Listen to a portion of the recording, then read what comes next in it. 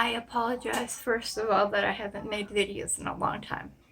I had 3 things on my mind and I need to just get them off, so I'll dump them here. The first one is how happy I am with Joseph's new obsession.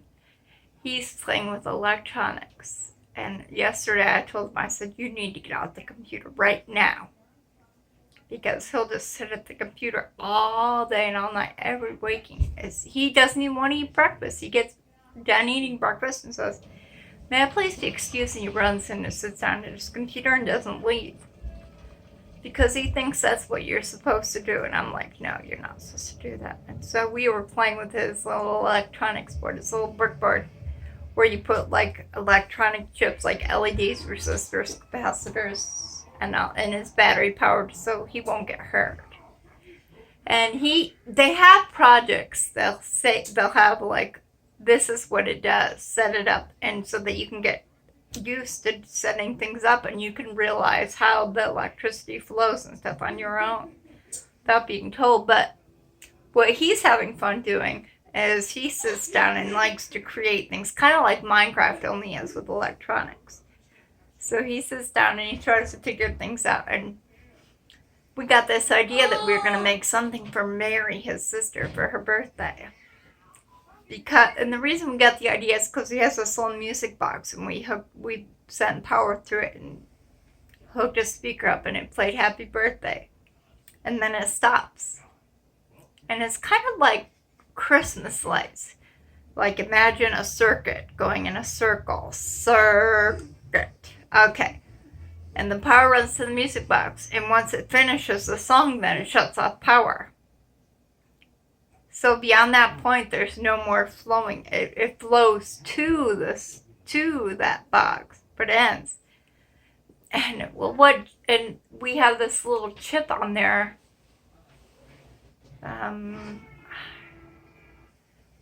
Not doing a good job explaining. Anyway, there's a little chip on it. It's called a whistle chip. And if you just touch it or vibrate it or make clap or something and make a noise, and air pressure, I guess, is what it does. There's a switch and it completes the circuit and lets the energy go back around again. And it starts playing it again. Well, Joe got this idea that he was going to make a cool thing with it. Because one time he figured out, once he reversed the polarity on accident, and he had set up this motor with a switch. And on the motor, there's a little thing that whirs around, and he put his little plastic fan on it. And when he shut the power off, because the polarity was reversed and the negative was going to the positive side, well, what happened is it, instead of just instantly stopping, it gradually slows down. And it does it in a way that it shot up into the air like a UFO. He's like, that is so cool. I didn't tell him what did it. He figured out how it did it itself because he made a couple mistakes. And it was funny, the mistake he was making in the middle of when I said, okay, time's up. Can you guys please turn that down a little bit? What he did is he wanted to have the music box turn off, and when it shuts off, it's like that switch, so it would shoot the UFO up in the air using my hand.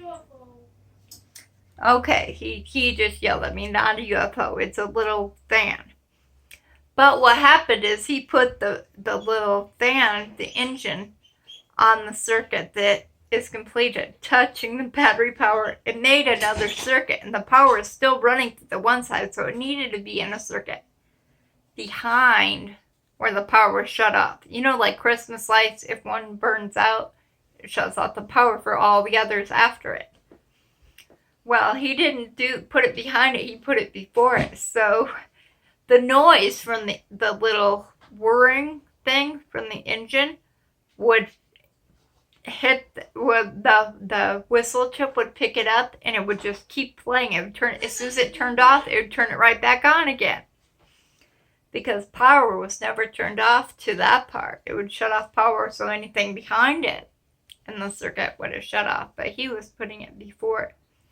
And he discovered an infinite loop. He thought, well, it'll never shut off. And I thought, well, if the power runs out. And batteries, they aren't infinite. Oh, I'll mention that to him. Joseph, maybe we can come up with a way that something could create power. Kind of like cars with an alternator. How you have to have power to start it, but once it's started, then it generates power. You think we could do that maybe?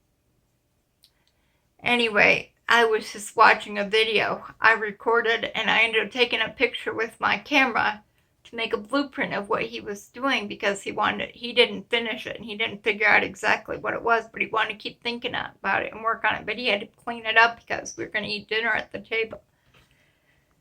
So I took a picture and I printed it out on the printer, and I stuck it in his little book with projects and stuff, so he has a blueprint so he can see exactly what he was doing and pick up from there, even though he took it away. Anyway, that was the first thing. Second thing was I apologized for playing with my hair. I realized, see, that's the kind of thing I'm talking about. And I have that cut on my forehead. That's kind of, I should stop watching. I don't want to see myself. But anyway, I noticed that I think it's a nervous reaction where some people do subtle things, and I do subtle things. It's playing with my hair. I do that a lot. It was funny when there was another girl who was drum major with me. She had this thing she did with her shoulders, and I remember people would always ask me, why does she do that? I have no idea. And it looked like she was like adjusting her something in her shoulders, but there was nothing there, and she would be doing that all the time. And I don't really know why, but I noticed that I do that with my hair, and I apologize, and I'm going to try to stop doing that, because I've noticed when I watch other people that they're not playing with their hair. But my hair is really messed up. It's in an in-between stage right now. And I don't like it in my eyes. And it falls down in my eyes, and so I like to put it back, because what I like is this hair. This side, I like to be down. And then it gets in my eye when I'm making videos, and so I'm constantly putting it back. The other thing is, if it just looks bad, I don't want you to see. So I do kind of like that whole theory behind the windblown look. It's like when it rains, everybody's hair looks bad, and it gives you an excuse to look bad. That's the kind of thing you can just say, well, who knows what her hair looks like, because she's always got her hands in it. So that's what I do, so that no one can be critical of my hair. That was 2. 3 is something I need to address. And it's something I noticed last night while I was sitting and crocheting something. I realized when I looked up and saw that my husband was watching a YouTube video. It's like, aha, that's it. Because I notice certain behaviors. Well, okay, let me start by saying this. I noticed that one time I hadn't watched NTV for a really, really, really long time. And I watched it, and I was like, oh my goodness. Just the feeling it makes when you watch it, it totally teaches wrong things. And that's kind of the feeling I get when Mary watches things all the time. I'm like, they're not saying anything that's bad. It's just not what I would teach. And aren't you accountable for the way your children behave and stuff? I always just discredit. Mary is her dad's responsibility, because she acts like him, so she takes after him. But I've been noticing there's certain... Sorry, I was just playing with my hair. I just caught that. Sorry. I apologize. There are certain things that I do teach, and like my willingness to do things. This morning, Joseph, he got really upset because I made sausage, which sausage is what Mary likes. Bacon is what Joe likes. Mary hates bacon and Joe hates sausage. But first thing in the morning, about 6 o'clock, he comes down and we do our reading and eats his breakfast. He came down and the sausage was on his plate, and that put him in a bad, bad mood. And he took it all out on Mary. And it got to his time to read, and it was like Okay, I've memorized the scripture, and you can look it up if you want to check. It's 1 Nephi chapter 2, verse 15. I asked him, will you read that? No. And I'm never going to read again. And I'm like, okay, Mary, will you read it? Sure she will. It was, and my father dwelt in a tent. Anyway, it wasn't a big deal. I just asked him if he'd read, and he would not. But it's because there was sausage on his plate. And at one point, he was just yelling at Mary and everything, and he just ran and says, I'm not going to take this anymore. And he ran upstairs.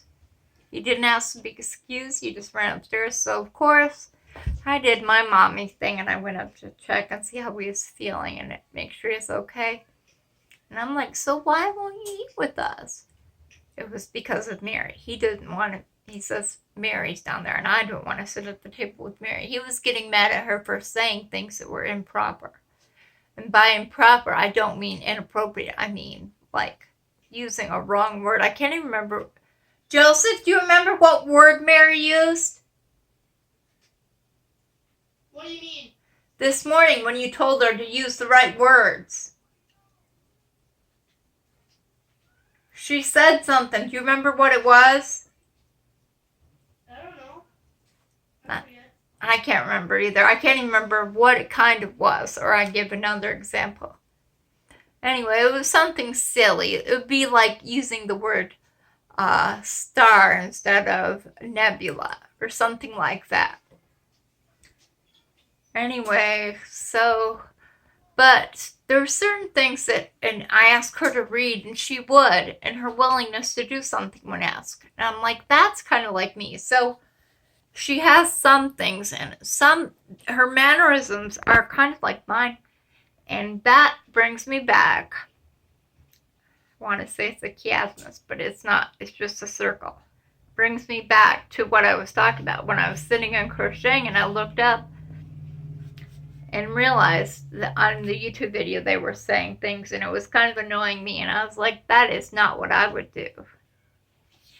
And I was thinking, that teaching is not, I don't like, that explains how he has ideas and does things. He is such a YouTube-aholic. Mary is too. And I thought, how on earth can I nip that in the bud, because I'm going to be responsible for her, accountable for how she behaves. And you know, she really does have a lot of really good attributes. I can sense the teachings of her mother in her. Sorry, I'm thinking of June, when they were getting ready to fold space, and Paul does something, and his teacher says, those aren't my teachings. Oh, it was when he was fighting with a fighter, and he has precise control and everything, and the guy who's his instructor says, that's not my teachings. I sense his mother's teachings. And at one point they say he's going to make a formidable duke, and you think, well, he looks like an acts like, and he's going to be a duke like his father, right? Well, no, because of his mother. And I was thinking, yeah, Mary has some attributes, and I just like to see those accentuated rather than the things that YouTube teaches. And the short version is that the thing that is giving instruction and causing behavior is internet games and YouTube. And so what I want to do is find a way to assert that. And I really do think that I can. And so what I want to do is explain how I'm going to do that. What I'm going to do, kind of like I did with Joseph, when I just tell him, you are not going to sit at the computer all day.